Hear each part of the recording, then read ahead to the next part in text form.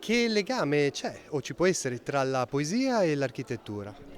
Un legame di creatività, un legame estetico, un legame di significati e di forme. Il poeta Francesco Dario Rossi, attraverso sue originali e singolari composizioni, ha voluto accostare questi due mondi apparentemente contrastanti, che in realtà nell'architettura contemporanea, nello specifico di Santiago Calatrava e di Renzo Piano, si incontrano in diversi punti.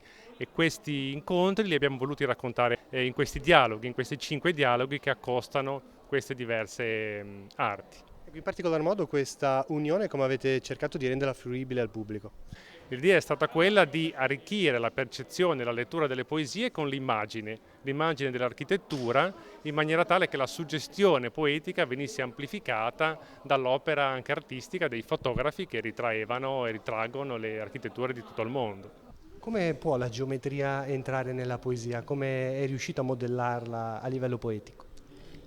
Cercando di cogliere nelle figure geometriche un'essenza. Ad esempio la piramide mi ha ispirato il senso di eternità, infatti sono state usate dagli antichi egizi per dare idea dell'eternità anche dopo la morte. Oppure il cubo, l'idea di qualcosa di massiccio, di solido, il cilindro di qualcosa che è in mezzo tra la sfera e il parallelepipedo o il cubo, quindi è un qualcosa che scorre via, e la sfera è la perfezione a cui tutti tendiamo e che forse è sintetizzata in questa figura.